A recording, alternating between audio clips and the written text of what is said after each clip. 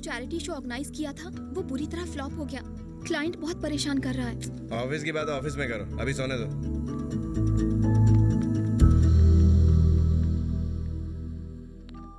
किशन, दादाजी की तबीयत बहुत खराब है। सारे रिश्तेदार आ गए हैं, मगर दादाजी जिद कर रहे हैं कि वो तुम्हें एक बार देखना चाहते हैं। प्लीज इंडिया आ जाओ। बेटे, इतने लोग रोज इंडिया आते हैं, तुम भी एक बार इंडिया आ जाओ और अपने दादाजी से मिल लो। याद रखो, अपनों से बढ़कर कुछ नहीं होता। प्लीज इंडिया आ जाओ एक बार, हम सभी तुम्हारा बेसब्री से इंतजार कर रहे हैं। प्लीज। Hey shut up.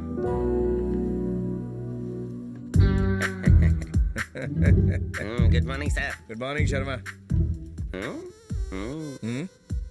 रात को 99 पर पहुंच गए।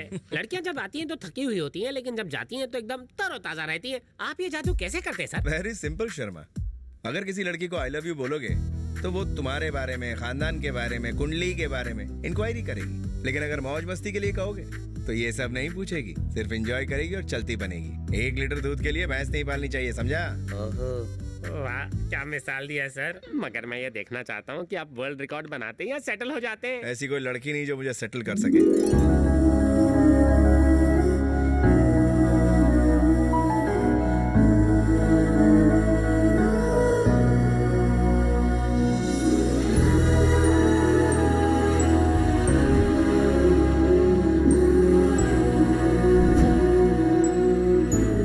ये रहा स्टैच्यू ऑफ लिबर्टी। अच्छा लग रहा है ना इसे देखकर? देखो कितना सुंदर है। Good evening. एक फाउंडेशन जिसकी वजह से अलग धर्म और अलग अलग देश के बच्चे एक साथ हैं। ये प्यारे बच्चे इतने बदकिस्मत हैं कि मौत इनको कभी भी अपने पास बुला सकती है, मगर इनकी बची हुई जिंदगी में खुशियों का चिराग जलाने और इनकी आखिरी विश पूरी करने के लिए एक चैरिटेबल फाउंडेशन काम कर रहा है। आइए उनसे मिलते हैं। संध्या जी, अपने डॉक्टर जैसे महान प्रोफेशन को छोड़कर आप इन बच्चों को अपना कीमती वक्त क्यों दे रही हैं? इस पूरी दुनिया में सिर्फ इंसान ही है जो दूसरों को खुशियाँ दे सकता है, इसके अलावा और कोई भी नहीं। यही वजह है। अलग अलग देशों के बच्चों को एक साथ जमा करना और उनके खर्चे उठाना, ये सब कैसे कर पाती हैं? क्या आप हमें बताएंगी? Everything is possible with love. वो अपने वकील के साथ आया है और बहुत गुस्से में है। पता है, माया ने बताया। Good morning sir. बंदरीनाथ, एक ब्लैक कॉफी। कितनी बार कहा है, मेरा नाम बंदरीनाथ नहीं केदारनाथ है। देखना कीड़े पड़ेंगे तेरे मुंह में, कीड़े। आज तक हमारा कोई भी शो फ्लॉप नहीं हुआ, सिर्फ हिट ही हुआ है। बदकिस्मती आपकी है जो आपका शो फ्लॉप हो गया। सिर्फ शो फ्लॉप नहीं हुआ, बल्कि अनाथ बच्चों के लिए करोड़ों की चैरिटी का प्लान भी फेल हो गया। मेहरा साहब, आपका करोड़ों का नुकसान हुआ है तो आपके साथ हमारा भी तो करोड़ों का नुकसान हुआ है। फिर भी मैं हंस रहा हूँ और आप हैं कि रो रहे हैं। Just chill. मैं तुम्हारा प्रवचन सुनने नहीं आया हूँ। नुकसान की भरपाई करो और कॉन्ट्रैक्ट खत्म करो। ये क्या इंश्योरेंस कंपनी है? लगता है तुमने ठीक से पढ़ाई नहीं की। हमने कॉन्ट्रैक्ट पेपर पर साफ साफ लिखा था कि शो के फ्लॉप होने की जिम्मेदारी हमारी नहीं होगी। किसी से पढ़वा लो। हेलो, मैंने पेपर ठीक से पढ़ा है। अगर तुम्हें कोई शक है तो फिर से चेक करवा लो। माया, कॉन्ट्रैक्ट पेपर लेकर आओ। क्लॉज 24। अरे, फ्लॉप होने की सूरत में नुकसान हम भरेंगे। किसने टाइप किया ये पेपर? मैंने टाइप किया और शो फ्लॉप भी मैंने करवाया। What? तुम दोनों ने मेरी शादी उस बुढ़े से करवा दी, इसलिए मैंने प्लान बनाकर ये सब किया। तुम दोनों कुछ ज्यादा ही उड़ रहे थे। जिस कंपनी का दिवाली बोनस हजम कर रही हो, उन्हीं को चूरन खिला दिया। मामू जरा रुको। मैं क्यों रुकूं? इसे सर पे चढ़ा रखा है, इसलिए इतना बकबक कर रही है। पहले इसकी आउटगोइंग बंद करो। Why should I take the blame? इस मुसीबत से निकलने का बस एक ही रास्ता है, मुझसे शादी कर लो। तुम तो पहले से ही शादीशुदा हो। भांजे, जबान को ब्रेक लगा। मामा इंसाफ करेगा। मिस यूटन, अगर 6 महीने बाद तलाक लोगी तो तुम्हें $10 मिलियन मिलेंगे। फिर तुम चाहो तो इससे शादी कर लेना और दिल न भरे तो मैं भी हूँ। What an idea भांजे। तुम मामा हो कि पजामा? एक्सक्यूज मी, रास लीला का डिस्कशन बंद करो और मेरे 25 करोड़ का बंदोबस्त करो। 25 करोड़ की बात कर रहा है तू? चवन्नी नहीं दूंगा। कोर्ट तक जाऊंगा। मैं कोर्ट में ऐसे जाली कॉन्ट्रैक्ट पेपर साबित करवा दूंगा। जरूरत पड़ी तो जज को खरीदूंगा। अगर वो नहीं माना तो उसकी बीवी का MMS बनाकर उसे ब्लैकमेल करूंगा। अमेरिका में पला बड़ा हूँ, यहाँ के सारे पैतरे जानता हूँ। किसे कैसे सेट करना मुझे अच्छी तरह पता है। केस लड़ते लड़ते इंसान पोते से दादा बन जाता है। तारीख पड़ती रहती है। अपने बाप को मत सिखा। बोल चुके ना, या फिर तुम्हें कुछ और भी कहना है? अगर हाँ कहूँ तो क्या उखाड़ेगा? तुमने जो कुछ भी कहा वो इस कैमरे में रिकॉर्ड हो चुका है। मैं कोर्ट में इसे जाली कॉन्ट्रैक्ट पेपर साबित करवा दूंगा। जरूरत पड़ी तो जज को खरीदूंगा।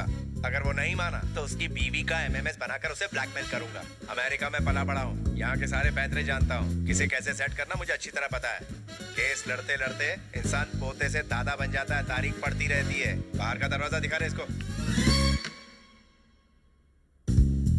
अमेरिका के कानून के हिसाब से इस वीडियो को मुल्जिम के इकरारनामे के रूप में एक एविडेंस के रूप में मान लिया गया है।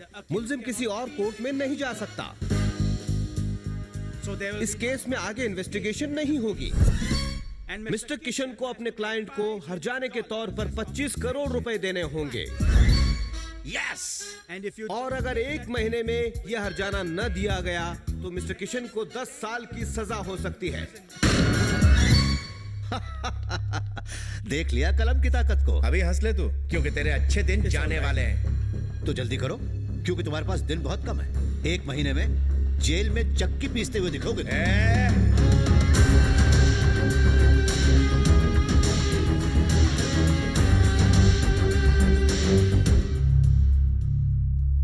भरत, बेकार की सारी प्रॉपर्टीज बेच देते हैं। तुम जल्दी से उसकी लिस्ट तैयार करो।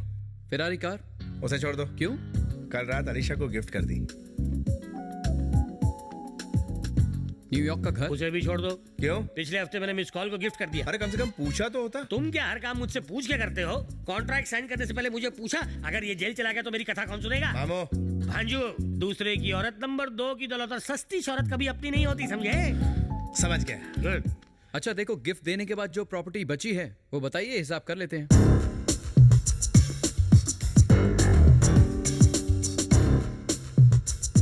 ये सब प्रॉपर्टी बेचने के बाद कितना फंड आएगा? अगर खुद को भी बेच दोगे तो भी 10 करोड़ कम पड़ेगा। हाँ? बद्रीनाथ, कॉफी ला।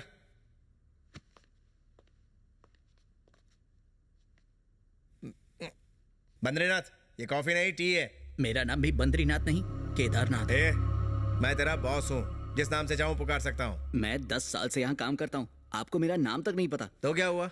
मुझे तेरे साथ रिश्ता थोड़ी जोड़ना है। आप जैसे अमीर लोग मजदूरों की मजबूरी का फायदा उठाते हैं और मजदूरों को अपना गुलाम समझते हैं। अरे बाप रे, इससे तेरी दुनिया लुट गई क्या? सर वक्त है, सुधर जाइए। कुछ ज्यादा ही जबान चला रहा है। चल निकाल। इतने सालों से आपके साथ काम करके मैं ये तो जान गया हूँ कि आपकी कोई मदद नहीं करेगा, क्योंकि आपको किसी की परवाह नहीं है। चाहे तो ट्राई करके देखिए।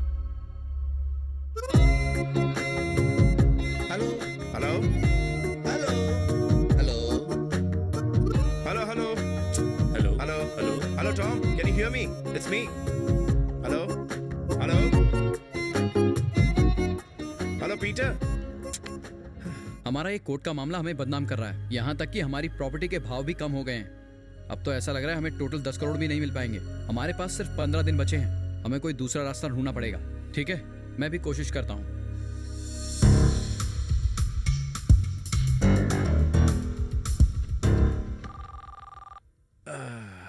इंडिया से कॉल है। हेलो किशन, मैं श्रीनिवास राव बोल रहा हूँ, तुम्हारे डैडी का दोस्त और वकील। बेटे, इतनी मिन्नतों के बाद भी तुम इंडिया नहीं आए, इसलिए तुम्हारे पिताजी की मौत के बाद तुम्हारे दादाजी ने सारी प्रॉपर्टी तुम्हारी बुआ के नाम करने का फैसला किया है, जिसकी कीमत है 1000 करोड़, 1000 करोड़, 1000 करोड़, 1000 करोड़, 1000 करोड़, 1000 करोड़। लेकिन उस प्रॉपर्टी के असली वारिस तुम हो, इसलिए जब तक तुम साइन नहीं करोगे प्रॉपर्टी ट्रांसफर नहीं होगी।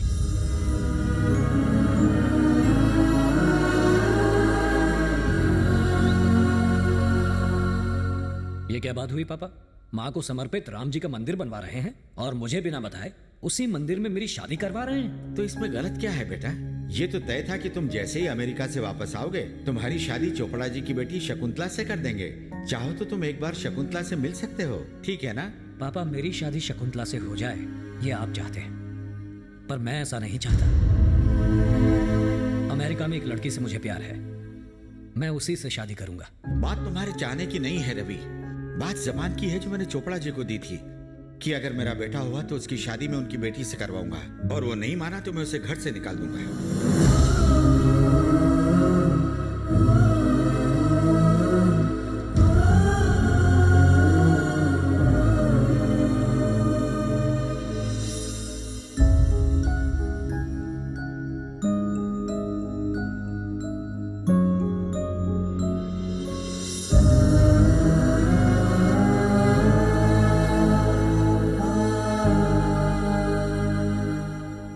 रवि जिंदा थे तो आपने मुझे यहाँ नहीं रहने दिया।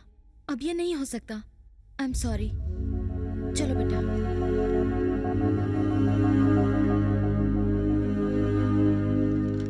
अब दूसरी शादी कर लो बेटी, तुम्हें भी अपने लिए सहारा मिल जाएगा और किशन को बाप का साया। डैडी, मैं अभी तक रवि को भूली नहीं हूँ। ओह माय गॉड, वो तो कब का मर गया, लेकिन अभी तक तुम्हारे दिल से निकला नहीं है। कैसे खानदान में शादी की, छी।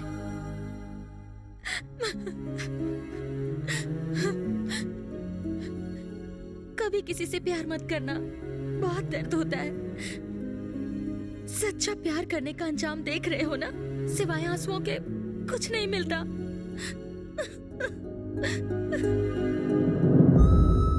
कभी किसी से प्यार मत करना, बहुत दर्द होता है, सिवाय आंसुओं के कुछ नहीं मिलता।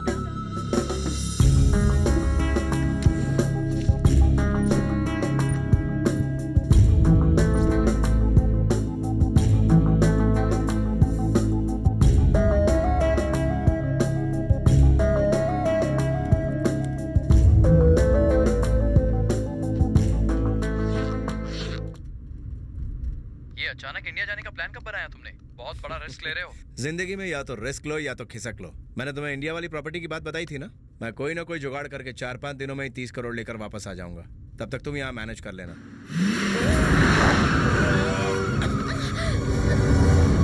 शिट, तुम ठीक हो ना? I'm Are you fine, okay? भैया। साला,